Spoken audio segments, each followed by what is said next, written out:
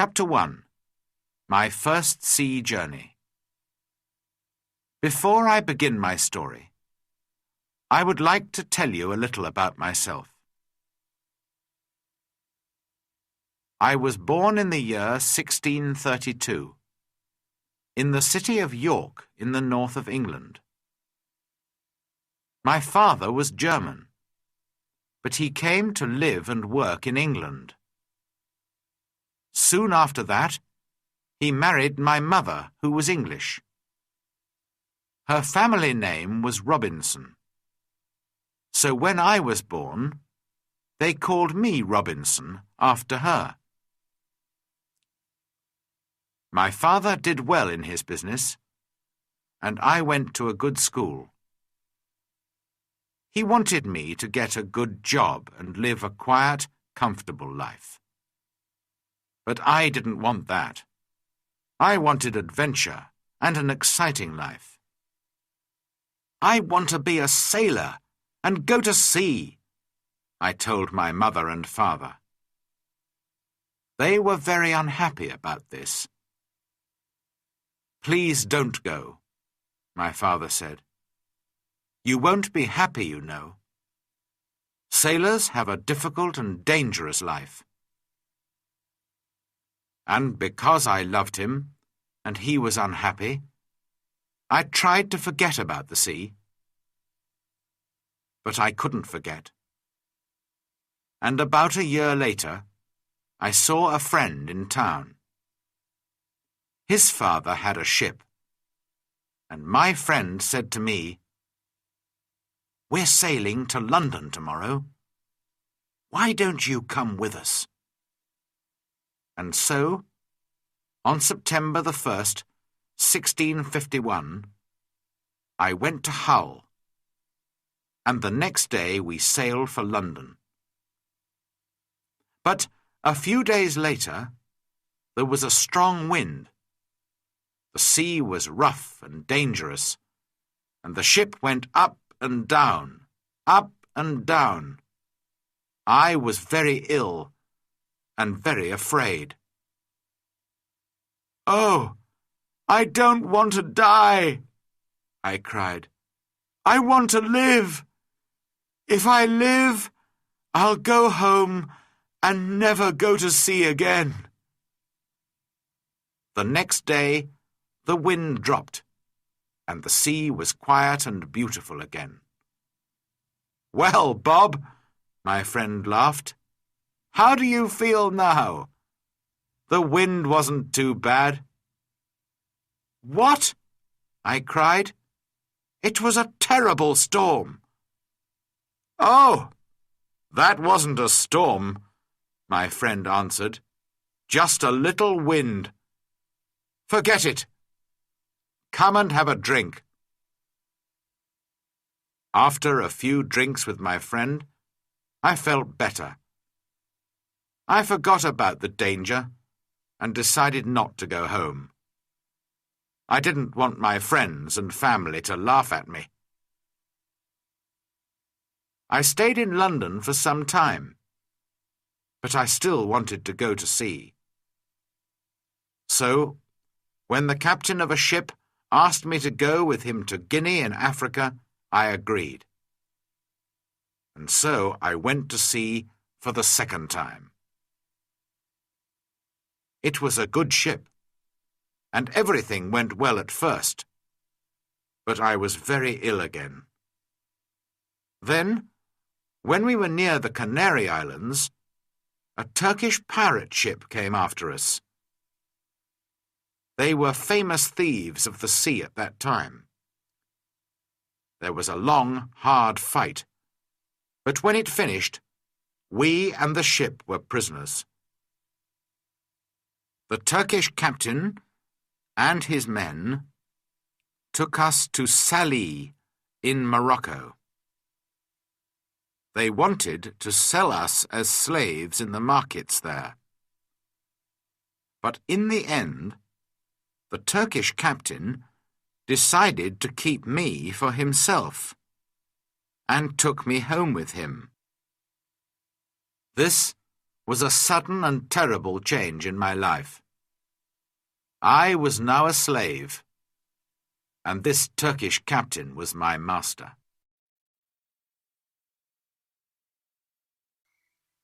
Chapter 2. Down the Coast of Africa. For 2 long years, I lived the life of a slave. I worked in the house and the garden, and every day I planned to escape, but it was never possible. I thought about it day and night. My master liked to go fishing in a little boat, and he always took me with him. A man called Merle and a young boy also went with us. One day my master said to us, "Some of my friends want to go fishing tomorrow. Get the boat ready." So we put a lot of food and drink on the boat, and the next morning we waited for my master and his friends. But when my master arrived, he was alone. "My friends don't want to go fishing today," he said to me. "But you go with Merle and the boy, and catch some fish for our supper tonight." "Yes, master," I answered quietly. But inside I was excited. "Perhaps now I can escape," I said to myself. My master went back to his friends, and we took the boat out to sea. For a time we fished quietly, and then I moved carefully behind Merle and knocked him into the water. "Swim!" I cried. "Swim to the shore!" My master liked to shoot seabirds, and so there were guns on the boat. Quickly, I took one of these guns. Merle was swimming after the boat, and I shouted to him, "Go back to the shore! You can swim there. It's not too far.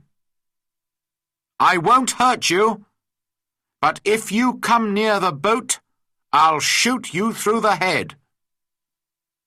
So Merle turned and swam back to the shore as quickly as he could.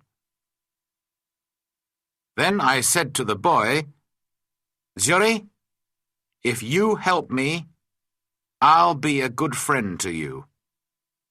If you don't help me, I'll push you into the sea too." But Zuri was happy to help me. "I'll go all over the world with you," he cried. I wanted to sail to the Canary Islands, but I was afraid to go too far from the shore. It was only a small boat, and so we sailed on south for some days. We had very little water, and it was dangerous country here, with many wild animals. We were afraid, but we often had to go on shore to get more water. Once I used a gun to shoot a wild animal. I don't know what animal it was, but it made a good meal.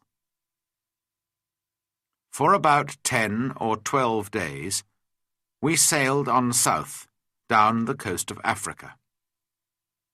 Then, one day, we saw some people on the shore. Strange, wild people, who did not look friendly. By now, we had very little food, and we really needed help.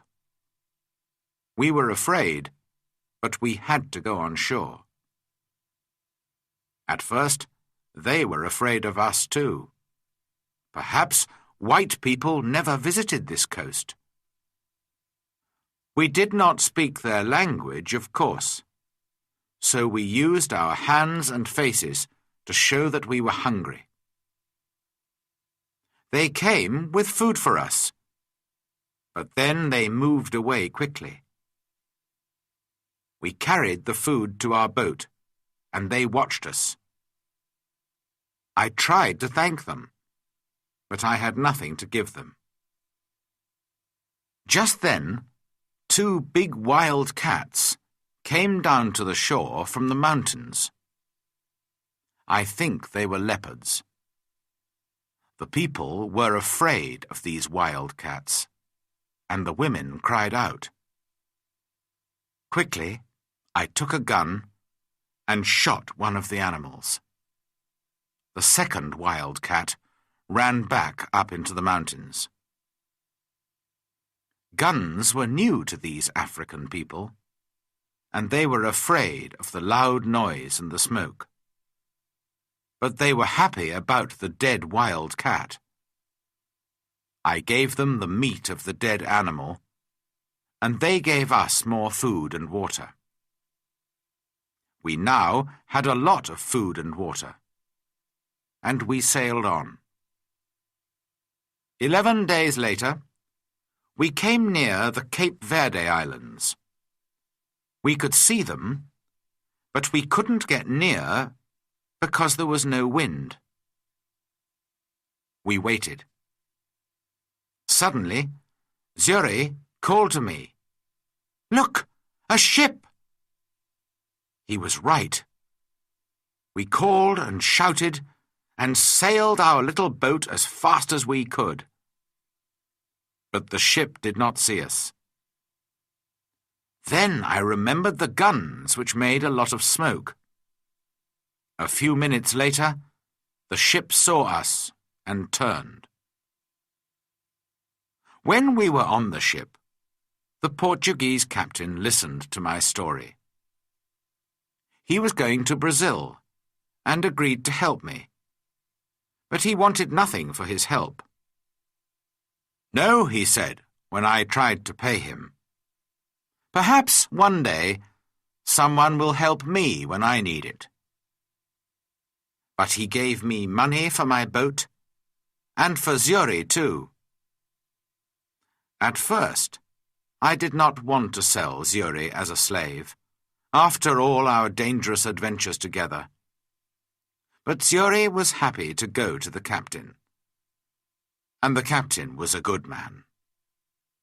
"In 10 years' time," he said, "Zuri can go free." When we arrived in Brazil 3 weeks later, I said goodbye to the captain and Zuri, left the ship, and went to begin a new life.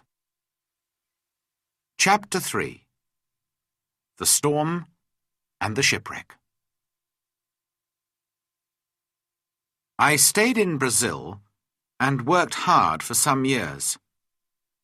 By then I was rich, but also bored. One day, some friends came to me and said, "We're going to Africa to do business.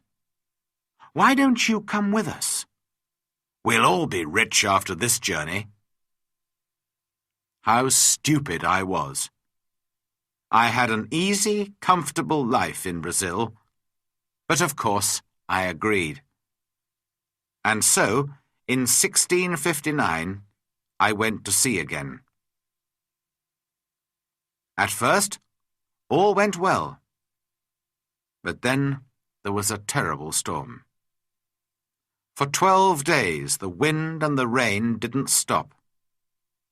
We lost 3 men in the sea, and soon the ship had holes in its sides. "We're all going to die this time," I said to myself. Then one morning, one of the sailors saw land. But the next minute, our ship hit some sand just under the sea. The ship could not move, and we were really in danger now. The sea was trying to break the ship into pieces, and we had very little time. Quickly, we put a boat into the sea and got off the ship. But the sea was very rough, and our little boat could not live for long in that wild water. Half an hour later, the angry sea turned our boat over, and we were all in the water.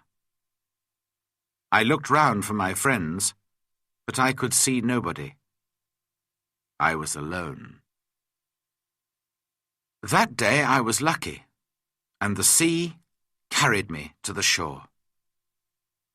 I could not see the land, only mountains of water all around me. Then, suddenly, I felt the ground under my feet. Another mountain of water came, pushed me up the beach, and I fell on the wet sand. At first, I was very thankful to be alive.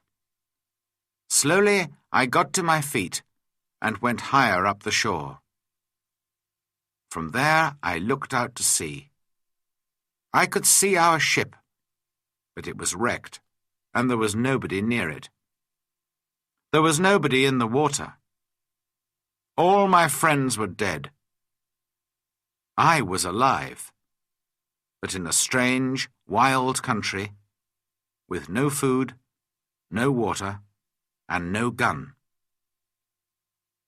It was dark now, and I was tired. I was afraid to sleep on the shore.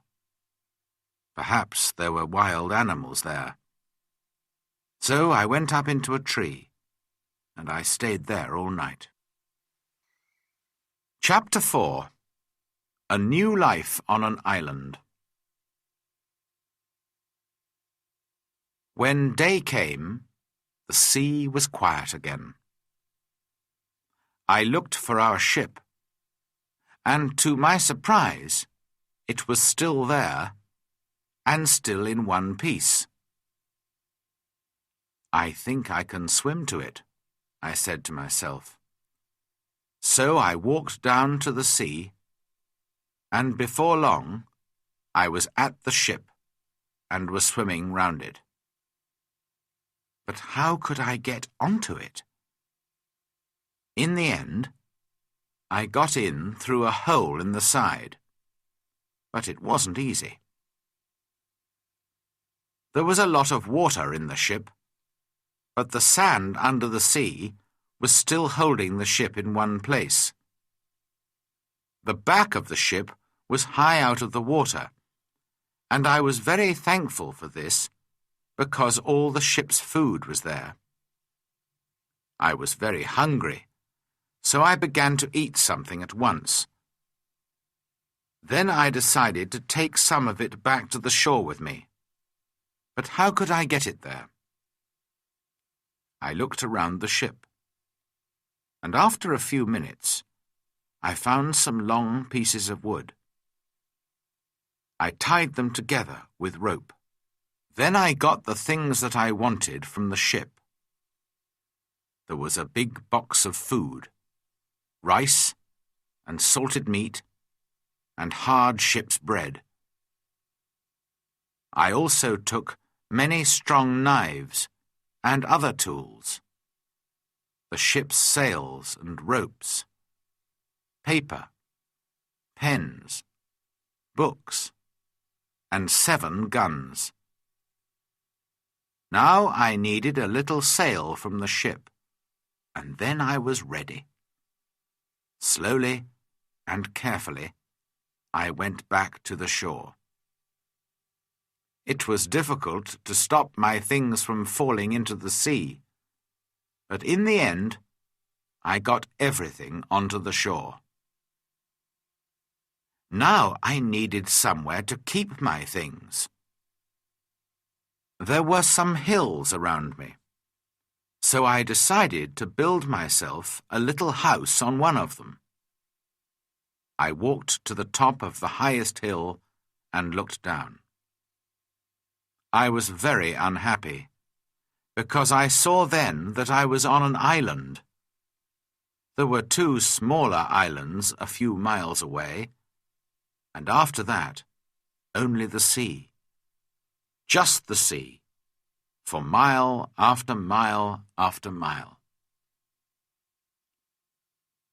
After a time, I found a little cave in the side of a hill.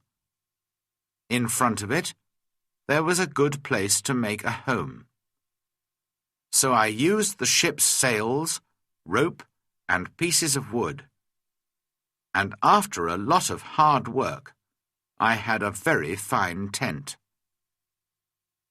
The cave, at the back of my tent, was a good place to keep my food, and so I called it my kitchen.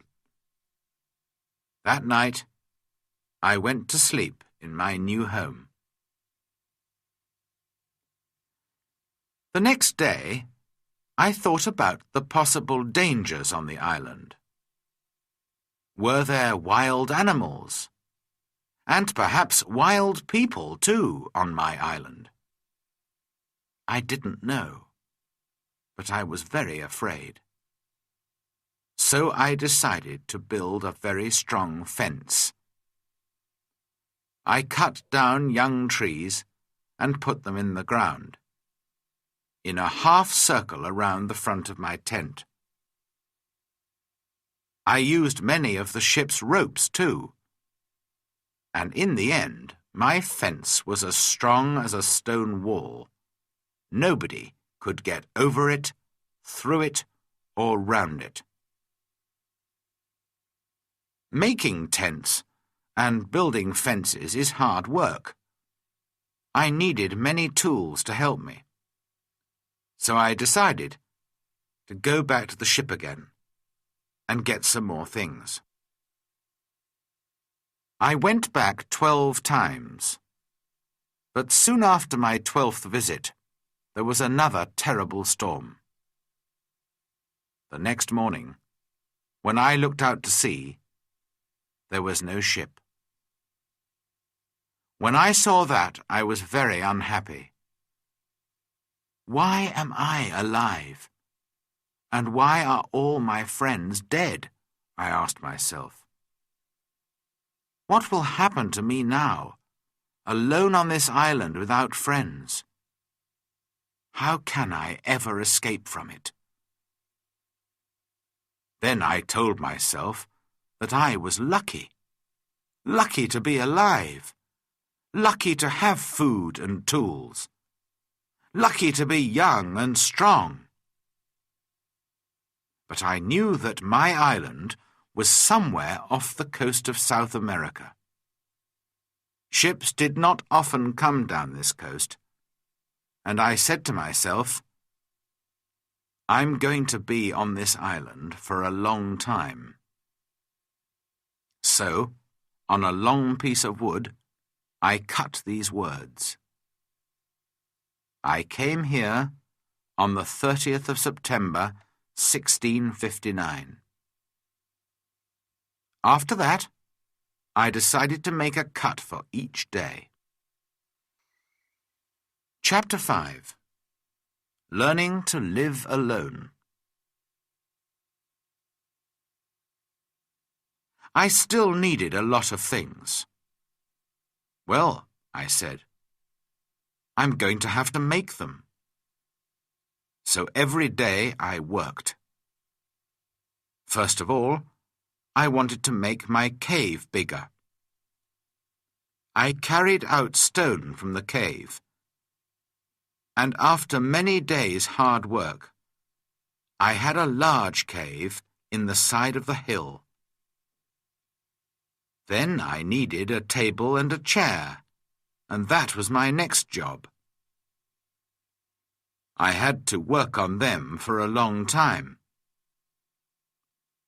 I also wanted to make places to put all my food and all my tools and guns.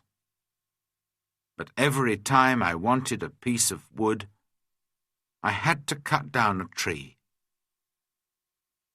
It was long, slow, difficult work. And during the next months, I learnt to be very clever with my tools. There was no hurry. I had all the time in the world.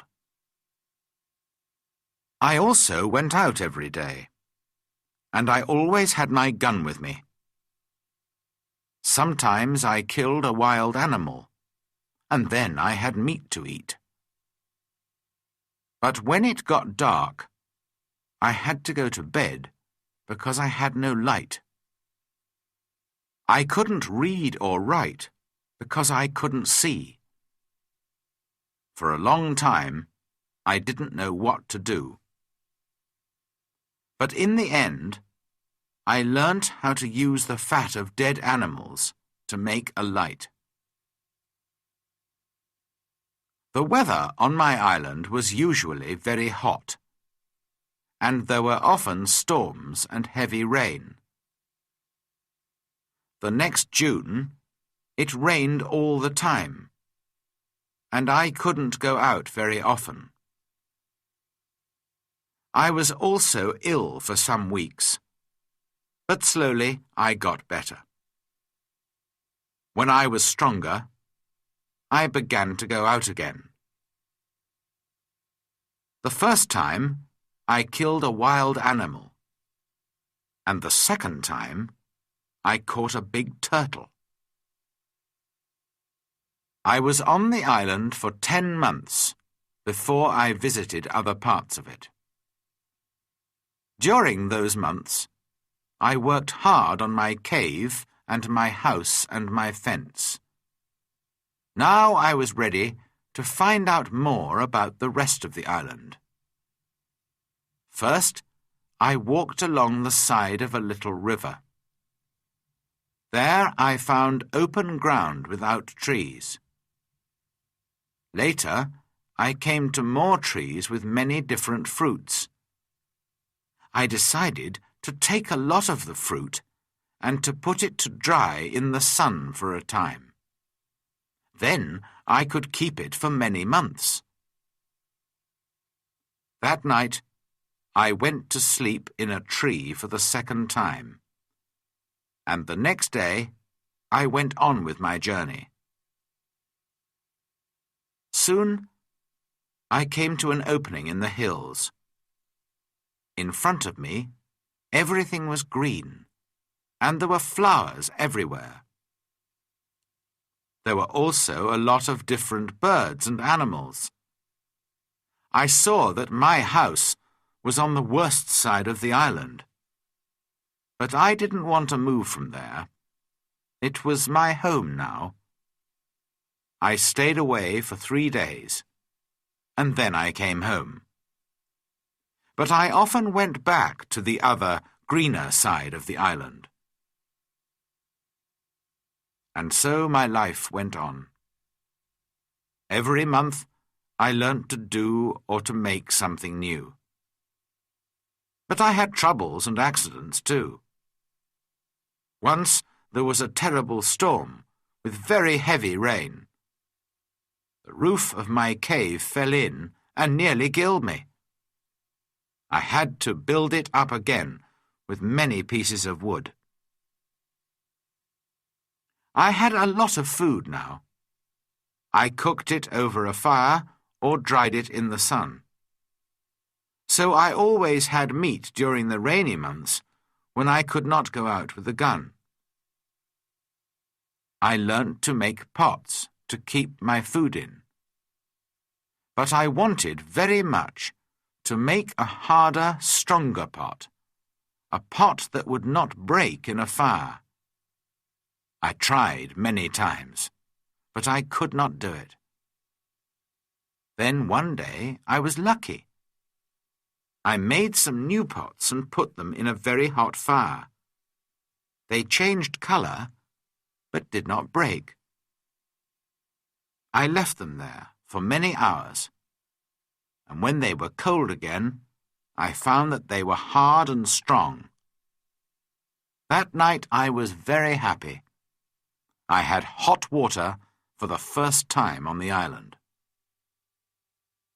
By then, I also had my own bread. That was luck too. One day I found a little bag. We used it on the ship to keep the chickens' food in. There was still some of the food in the bag, and I dropped some of it onto the ground. A month later, I saw something bright green there. And after 6 months, I had a very small field of corn. I was very excited. Perhaps now I could make my own bread. It was easy to say, but not so easy to do. It is a lot of work to make bread from corn. Many people eat bread, but how many people can take corn from a field and make bread out of it without help? I had to learn, and to make many new things, and it was a year before I cooked and ate my first bread. During all this time, I never stopped thinking about escape. When I travelled across to the other side of the island, I could see the other islands, and I said to myself, perhaps I can get there with a boat. Perhaps I can get back to England one day. So I decided to make myself a boat. I cut down a big tree, and then began to make a long hole in it. It was hard work. But about 6 months later, I had a very fine canoe. Next, I had to get it down to the sea. How stupid I was! Why didn't I think before I began work? Of course, the canoe was too heavy. I couldn't move it. I pulled and pushed and tried everything, but it didn't move. I was very unhappy for a long time after that. That happened in my 4th year on the island. In my 6th year, I did make myself a smaller canoe, but I did not try to escape in it. The boat was too small for a long journey, and I did not want to die at sea. The island was my home now, not my prison, and I was just happy to be alive. A year or 2 later, I made myself a second canoe on the other side of the island. I also built myself a second house there, and so I had 2 homes. My life was still busy from morning to night. There were always things to do or to make. I learnt to make new clothes for myself from the skins of dead animals. They looked very strange, it is true, but they kept me dry in the rain. I kept food and tools at both my houses, and also wild goats. There were many goats on the island, and I made fields with high fences to keep them in. They learnt to take food from me, and soon I had goat's milk to drink every day. I also worked hard in my cornfields, and so many years went by. Chapter 6. A Footprint. Then, one year, something strange and terrible happened. I often walked along the shore, and one day I saw something in the sand. I went over to look at it more carefully, and stopped in sudden surprise. It was a footprint. The footprint of a man. Who could this be? Afraid, I looked around me. I listened. I waited. Nothing. I was more and more afraid. Perhaps this man was one of those wild people who killed and ate other men. I looked everywhere. but there was nobody, and no other footprint. I turned and hurried home. "There's someone on my island," I said to myself. "Perhaps he knows about me. Perhaps he's watching me now, from behind a tree. Perhaps he wants to kill me." That night, I couldn't sleep. The next day, I got all my guns ready, and I put more wood and young trees around my house. Nobody could see me now. But after 15 years alone on the island, I was afraid, and I did not leave my cave for 3 days. In the end, I had to go out to milk my goats. But for 2 years I was afraid. I stayed near my home, and I never used my guns because I didn't want to make a noise. I could not forget the footprint, but I saw and heard nothing more.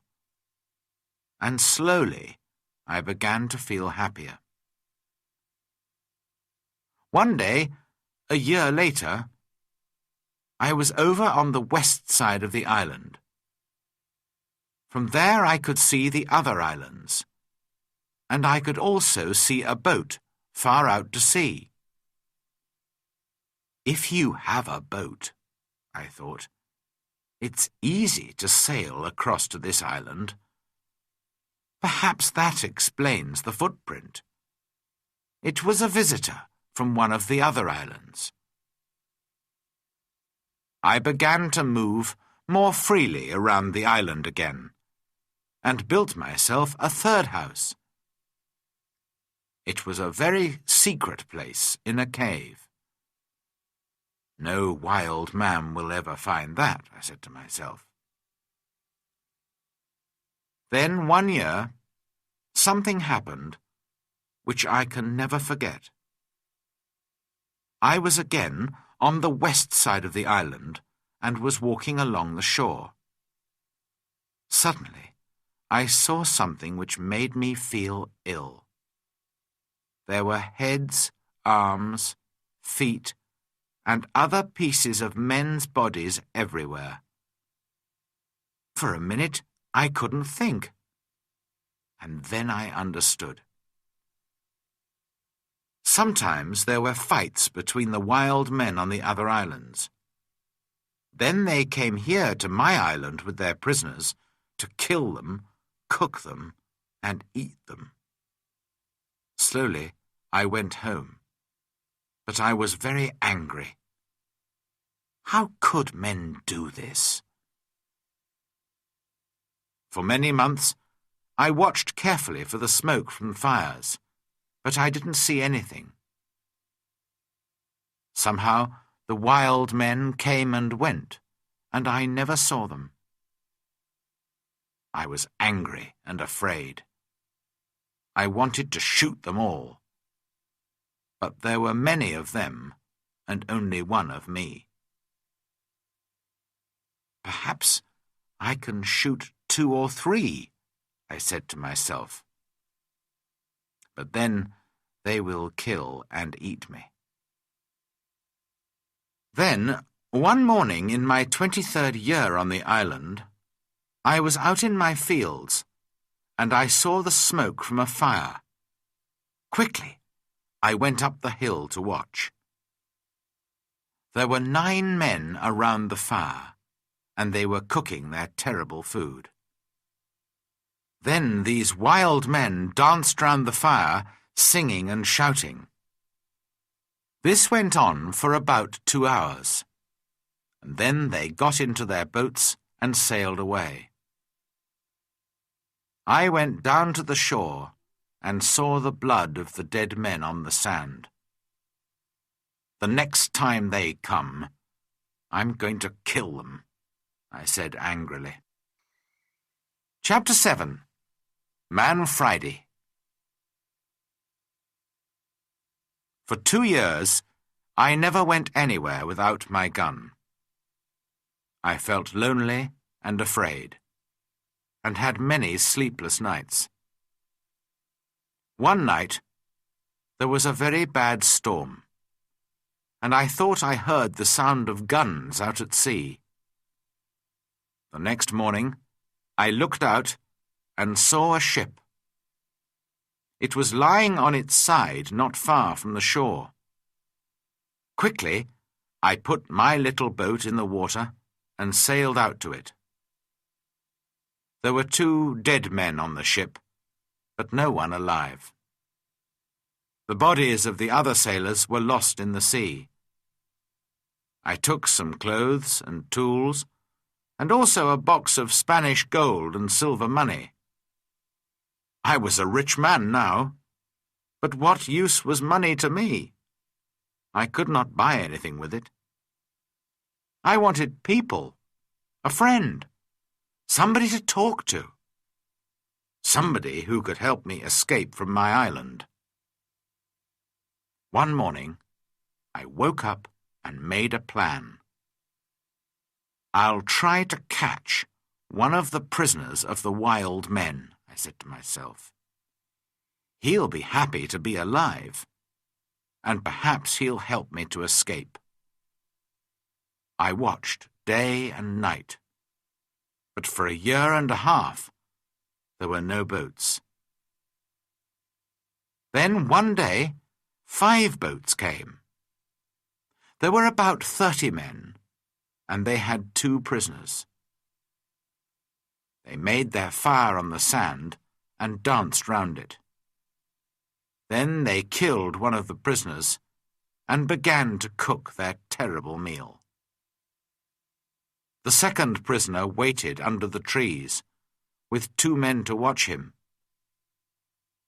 Suddenly, the prisoner turned and ran. The 2 men ran after him, but the other wild men were busy round the fire and did not see what was happening. The prisoner ran like a wild goat, and soon I saw that he was coming near the bottom of my hill. As fast as I could, I ran down the hill and jumped out of the trees between the prisoner and the 2 wild men. I hit the first man with the wooden end of my gun, and he fell down, but I had to shoot the second man. The poor prisoner did not move.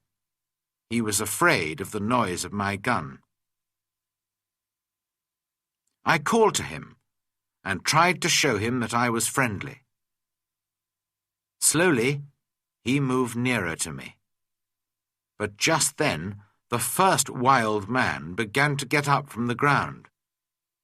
Then the prisoner spoke, and I understood that he wanted my sword. How happy I was to hear words again. I gave him my sword, and at once he cut off the head of his enemy. Hurriedly, we hid the dead bodies under some leaves, and then left quickly. I took my prisoner to my secret cave on the other side of the island, and gave him food and drink. After that, he went to sleep.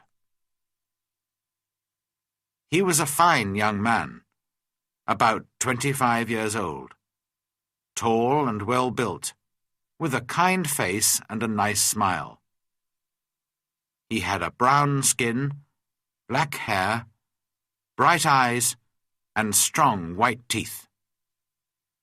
I decided to give him the name of Man Friday, because I first saw him on a Friday. When he woke up in the morning, he ran out to me.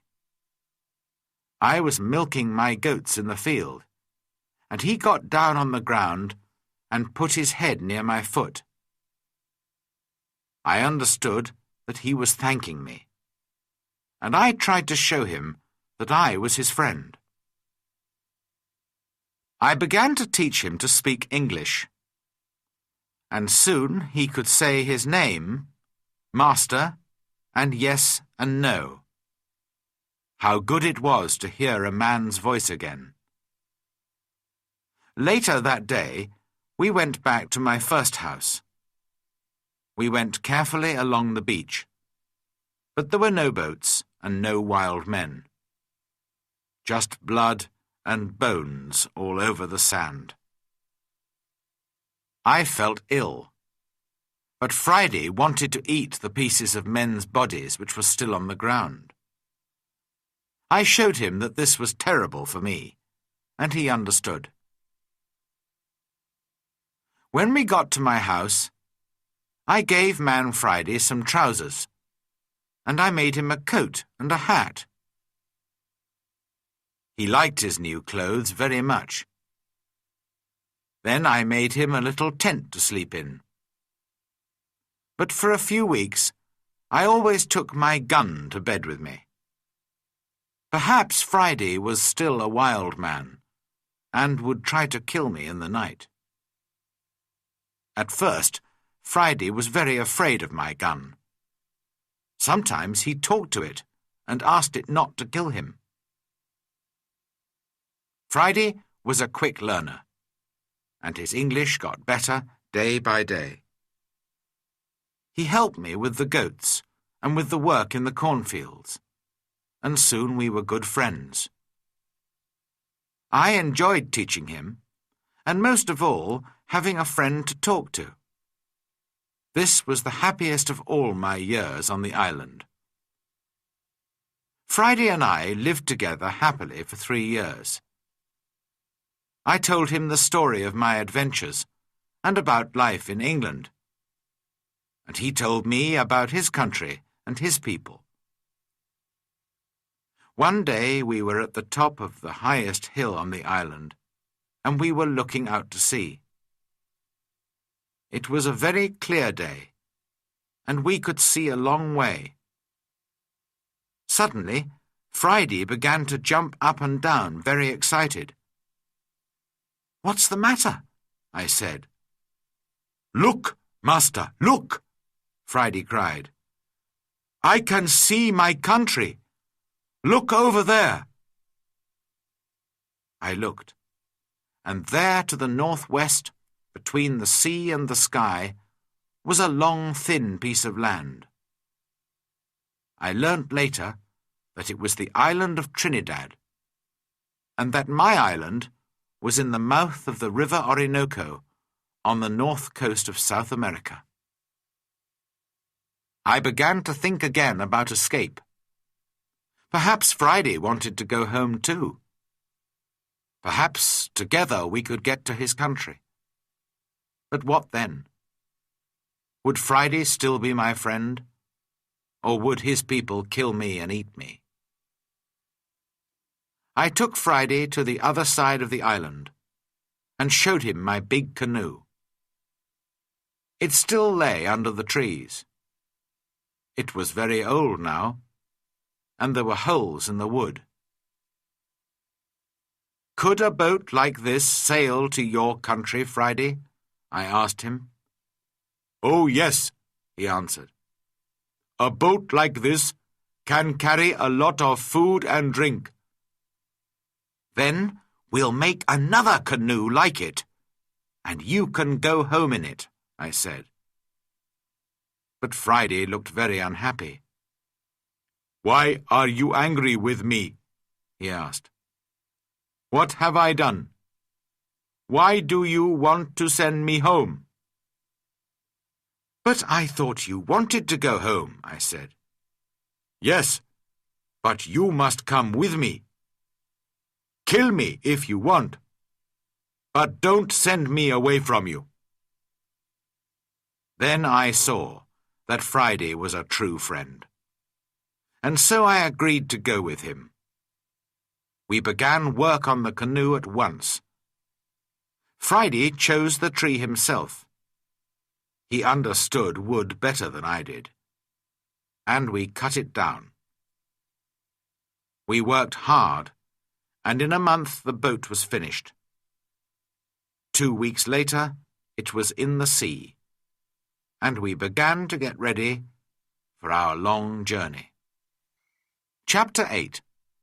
Escape from the Island. I was now in my 27th year on the island, and I did not want to be there for another year. We worked hard to get the corn in and to make a lot of bread. We had dried fruit and salted meat, and big pots to keep water in. One evening, Friday went out to look for a turtle for meat and eggs. But in less than an hour he was back, and he looked very afraid. "Master! Master!" he cried. "There's a great ship near the island, and men are coming to the shore in a boat." I jumped up and ran with him down to the shore. To my great surprise, I saw that it was an English ship. But why was it here? English ships never came this way. Perhaps they were pirates. "Don't let them see you, Friday," I called. "We'll hide in the trees and watch." There were 11 men in the boat, but 3 of them were prisoners. Their arms were tied with rope, but their legs were free and they could walk. The other sailors pushed the 3 prisoners up the beach, laughing and shouting and hitting them. Then some of them sat down on the sand and began to drink. Others walked away to look at the island, and 2 men stayed to watch the boat. The 3 prisoners walked slowly along the beach and sat down under a tree not far from us. They looked very unhappy.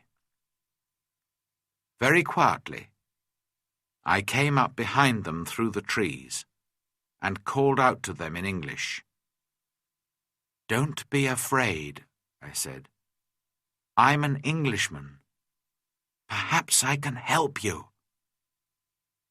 The 3 men turned and looked at me. They did not answer at once. They were too surprised. Perhaps they thought I was a wild man myself, in my strange homemade clothes of animal skins, and with my long hair and beard. Then the oldest man spoke. "I am the captain of that ship," he said, "and these 2 men are my first and second officers. Last night there was a mutiny, and the seamen took the ship from me. Now they're going to leave the 3 of us here to die on this island." "Do these mutineers have guns?" "Only 2, he answered, "and they've left those on the boat." "All right," I said. "We'll fight them. But if we get your ship back for you, you must take me back to England." The captain agreed immediately, and thanked me very warmly for my help. Friday ran back to my house to get all the guns, and the captain and I made a plan. The first part was easy, because the seamen were not ready for a fight. We shot the 2 men at the boat, and the captain shot another man. This man, Tom Smith, was the worst of them all, and he began the mutiny on the ship. Then the captain talked to the other 5 men, and they agreed to help him. They did not really want to be mutineers, but they were afraid of Tom Smith. "Now," I said to the captain, "we must get back your ship. How many men are on it?" 26, the captain replied. "And they will fight hard because they won't want to go home. It is death for all mutineers in England. But not all the men are bad. I'm sure that some of them will help me." Just then we saw another boat which was coming from the ship to the shore. There were 10 men in it, and they all had guns. We ran into the trees and waited. It was a long, hard fight, but by now it was dark, and this helped us very much. We ran here and there in the trees, calling and shouting. The seamen could not see us, and did not know how many men they were fighting. In the end, the first officer shouted to them, "Put down your guns and stop fighting. The captain has 50 island people to help him. We can kill you all." So the seamen stopped fighting, and we took their guns. 3 of the men agreed to come back to the captain, and we put the others in my cave. Friday and I stayed to watch the prisoners, while the captain and his men went back to fight for the ship. All night we listened to the sound of guns and shouting. But in the morning, when the sun came up, the captain was master of his ship again. I went down to the shore to meet him. "My dear friend," he cried, "there's your ship. I'll take you to the ends of the world in it." I put my arms round him, and we laughed and cried together. How happy I was to leave the island. My good friend Friday came with me, of course, but we left the mutineers on the island. We decided not to kill them. They could begin a new life on the island. I showed them my 3 houses, my cornfields, and my goats, and all my tools. Their life would be easy, because of all my hard work for so many years. And so, on the 19th of December, 1686, after 27 years, 2 months, and 19 days, I said goodbye to my island and sailed home to England. Chapter 9. Home in England. When I came back to England, I felt like a stranger in the country. Many things were different, and not many people remembered me. I went home to York, but my father and mother were dead, and also my 2 brothers. I did find the 2 sons of one of my brothers. They were happy to learn that I was alive, and I was pleased to find some family. After some months, I decided to go down to Lisbon in Portugal. I had friends there who could help me to sell my land in Brazil, and I needed the money. Friday came with me. He was always a good and true friend to me. In Lisbon, I found the Portuguese captain, who took me in his ship to Brazil all those years ago. It was good to see him again, and he helped me with my business. Soon, I was ready to go home again, by land. No more adventures and dangers by sea for me. It was a long, hard journey. We had to cross the mountains between Spain and France in winter, and the snow was deep. Poor Friday was very afraid of the snow. In his country it was always hot, and he did not like cold weather. Back in England, I found a house and began to live a quiet life. My 2 nephews came to live with me. The younger one wanted to be a sailor, and so I found him a place on a ship. After a while I married and had 3 children, 2 sons and a daughter. Then my wife died, and my nephew, who was now the captain of a ship, came home to see me. He knew that I did not really like a quiet life. "I have a fine ship, Uncle," he said. I'm going out to the East Indies, India, Malaya, the Philippines. Why don't you come with me?" And so, in 1694, I went to sea again, and had many more adventures. Perhaps, one day, I'll write another book about them.